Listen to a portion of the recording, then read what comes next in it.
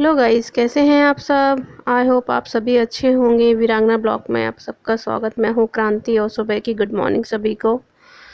तो आज सुबह के 6 बजे हैं, मैं उठ गई हूं क्योंकि बच्चे को स्कूल जाना है तो उसका टिफ़िन मुझे तैयार करना है। तो मेरा काम है, घर का सारा काम भी मेरा भी है, करना है मुझे, क्योंकि भाभी तो 9 बजे से पहले नहीं उठेंगी तो वो सो रही हैं।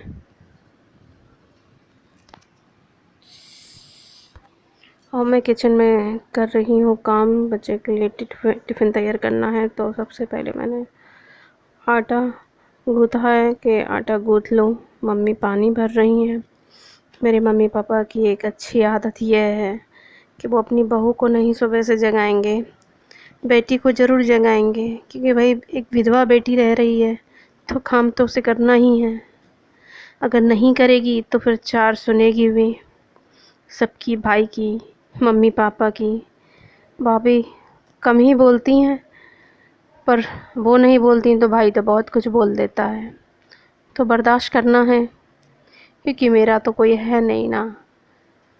आज पापा ने बोल ही दिया, बेटा कोई काम नहीं कर पाया तो कुछ बोला होगा पापा ने। तो वो तैयार हो रहा था स्कूल के लिए, तो बोल दिया पापा ने कि यहाँ रहना है तो काम करना होगा, नहीं तो निकलो यहाँ से और अपना देखो। पुराना घर है कच्चा, तो बोल रहे थे वहाँ जाके रहना, अपना करना और अपना खाना।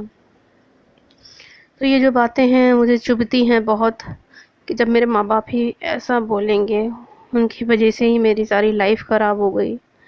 अगर वो एक गलत डिसीज़न नहीं लेते मेरी शादी का उस टाइम, तो शायद मैं आज उनके यहाँ आकर नहीं बैठी होती। और किसी भी लड़की को पसंद नहीं है अपने मायके में आके रहना और इतनी सारी बातें सुनना।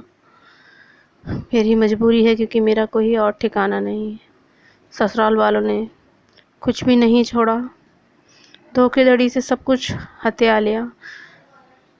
तो वक्त की मारी और हालात की सताई हुई हूँ। इसीलिए अब कहते हैं ना, जब इंसान का वक्त ख़राब हो तो कोई भी सुना देता है। वही मेरा हाल है, मैं भी सुन रही हूँ और मजबूरी है तो सुन रही हूँ।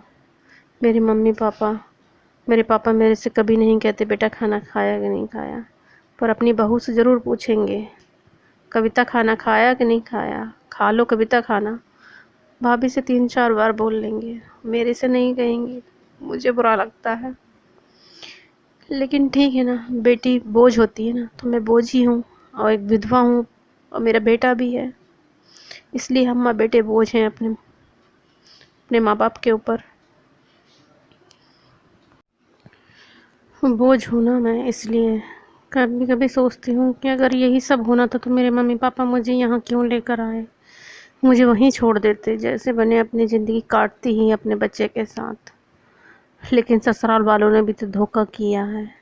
चुपचाप से पूरी प्रॉपर्टी बेच दी, मुझे पता भी नहीं लगने दिया। मैं अपने मायके में थी उस टाइम जब उन्होंने घर बेचा, और किसी को भनक तक नहीं लगने दी। बेटा सुबह नाराज़ होकर चला गया।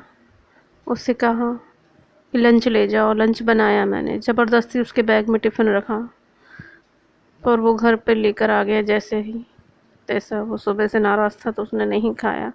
बच्चों के मन पे छोटी छोटी बातें बहुत जल्दी असर करती हैं। मैं इसलिए बोल देती हूँ कि आप जो कहना है मुझसे कह लो, उससे कुछ मत कहा करो। दोपहर में जब वो आया तो मैंने उसे खाना दिया कि बेटा खा ले खाना, नाराज़गी ख़त्म कर।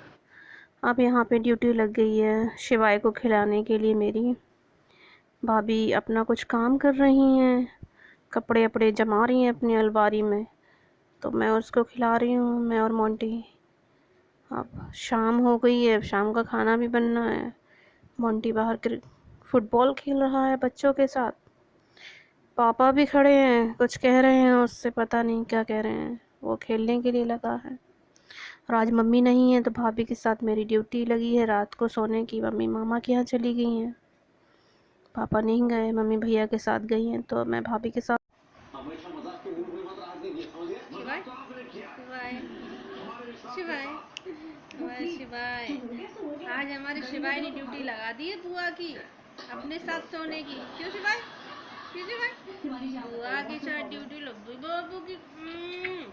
है ना, ड्यूटी लग गई। और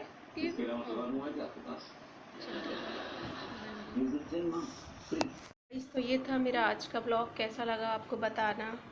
मेरे चैनल को सब्सक्राइब कीजिए, लाइक एंड कमेंट कीजिए, और प्लीज़ आपके सपोर्ट की मुझे सख्त ज़रूरत है। यदि आपका सपोर्ट रहा तो मैं आगे ज़रूर बढ़ूँगी। कहते हैं ना, इंसान को आगे बढ़ने के लिए किसी न किसी की सपोर्ट की ज़रूरत पड़ती है, तो मुझे भी आपके सपोर्ट की ज़रूरत है। प्लीज़ मेरे चैनल को सब्सक्राइब एंड लाइक कीजिएगा। Thank you. मिलते हैं अगले ब्लॉग में।